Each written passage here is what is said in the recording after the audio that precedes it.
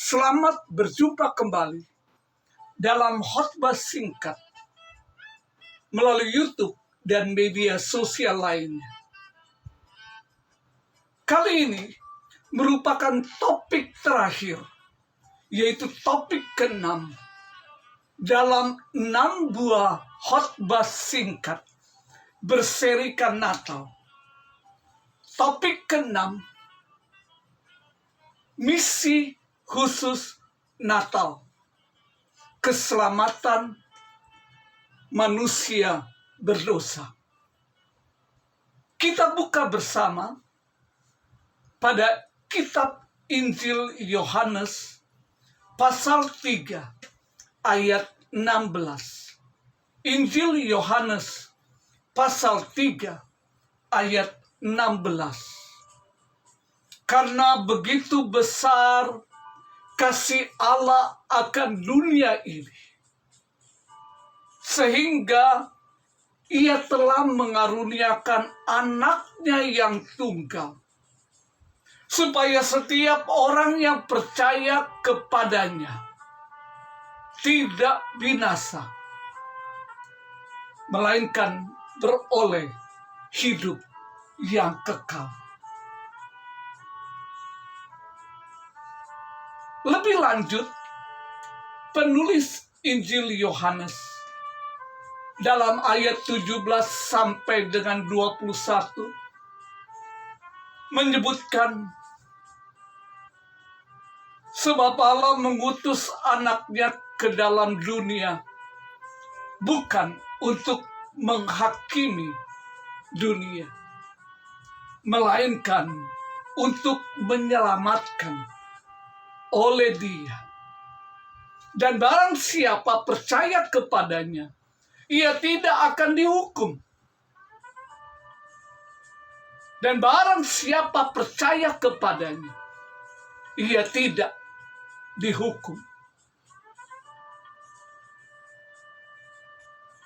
Inilah hukuman itu, terang telah datang ke dalam dunia, tetapi manusia lebih menyukai kegelapan daripada terang itu, sebab perbuatan mereka jahat.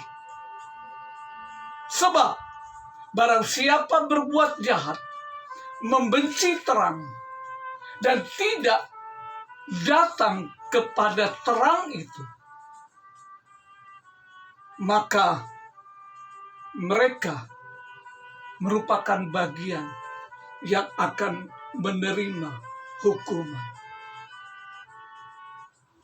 Momen Natal kali ini memiliki misi khusus,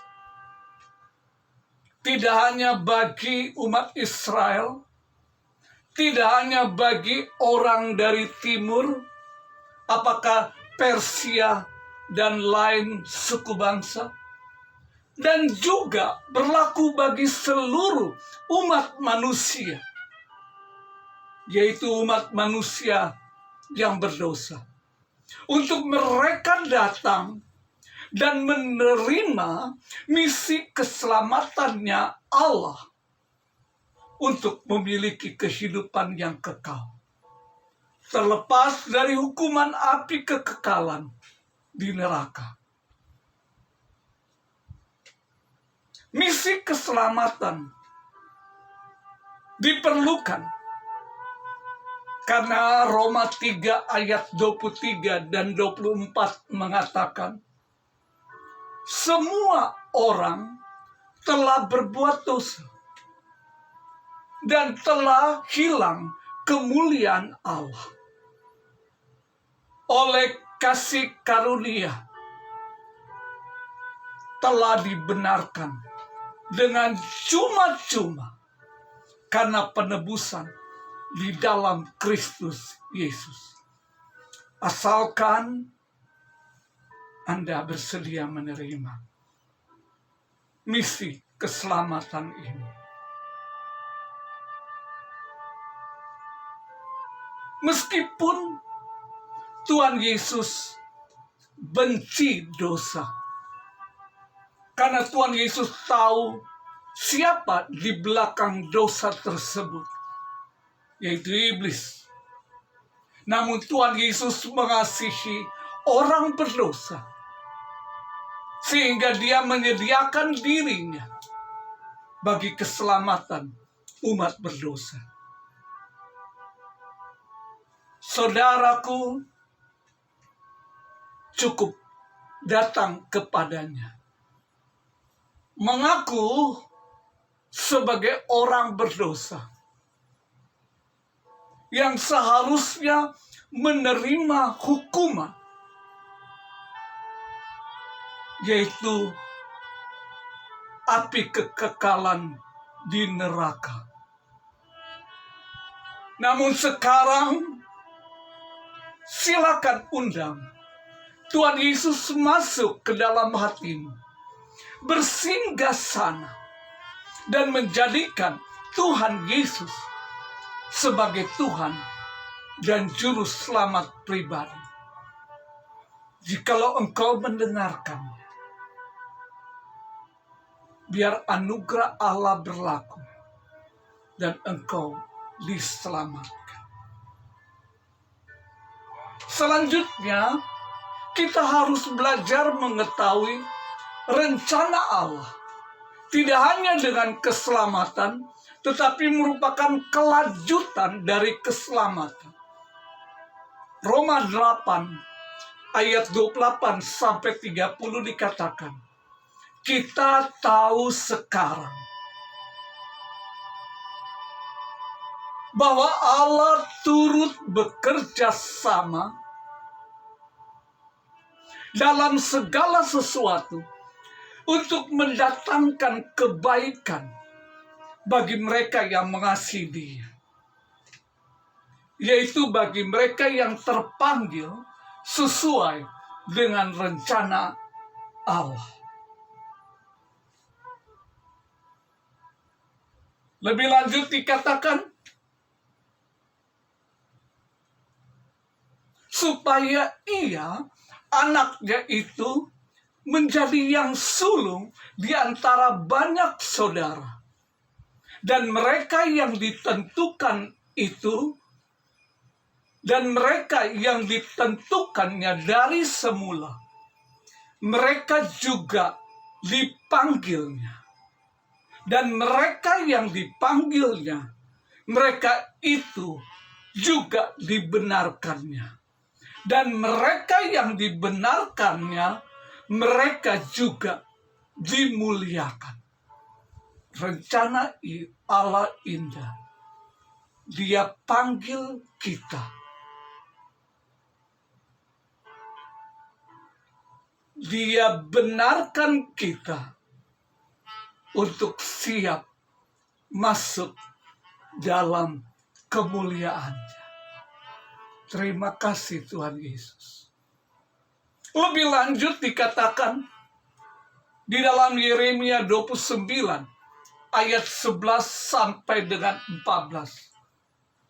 Sebab aku ini, akunya huruf besar, mengetahui rancangan-rancangan apa yang ada padaku mengenai kamu. Demikianlah firman Tuhan. Yaitu rancangan damai sejahtera dan bukan rancangan kecelakaan, untuk memberikan kepadamu hari depan yang penuh cerah, penuh harapan. Dan apabila kamu berseru dan datang untuk berdoa kepadaku, maka aku akan mendengarkan kamu. Apabila kamu mencari aku, kamu akan menemukan aku. Apabila kamu menanyakan aku dengan segenap hati akan memberikan kamu untuk menemukan aku. Demikianlah firman Tuhan. Tuhan dengan misi keselamatannya sekaligus menjadikan bukti Allah Immanuel, Allah yang menyertai di dalam kehidupan kita, di dalam seluruh tujuan hidup kita. Pada akhirnya, mari kita isi kegiatan Natal tahun 2021 hingga kita siap memasuki Natal yang kedua dengan satu sikap yang Rasul Paulus katakan kepada sidang di Kolose. Kolose 3 ayat 23 dan 24. Apapun juga yang kamu perbuat, perbuatlah dengan segenap hatimu, seperti untuk Tuhan dan bukan untuk manusia. Kamu tahu bahwa dari Tuhanlah kamu akan menerima bagian yang ditentukan bagimu sebagai upah. Kristus adalah Tuhan dan kamu hamba-hambanya. Terpujilah nama Tuhan Yesus kekal selama-lamanya.